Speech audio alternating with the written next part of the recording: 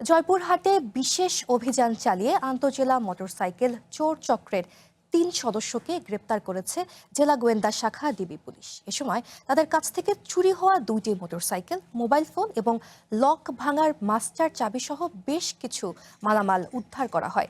দুপুরে জেলা গোয়েন্দা পুলিশের ভারপ্রাপ্ত কর্মকর্তা আসাদুজ্জামান জানান, পাঁচবিবি থানাধীন লতিরহাট বাজারের পাশে চোরাই মোটরসাইকেল কেনাবেচা হচ্ছে এমন সংবাদের ভিত্তিতে সেখানে অভিযান চালায় ডিবি পুলিশের একটি দল।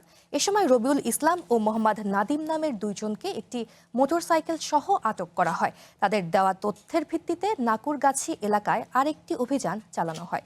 সেখান থেকে সোহেল রানা নামের অপর আসামিকে গ্রেপ্তার করা হয়।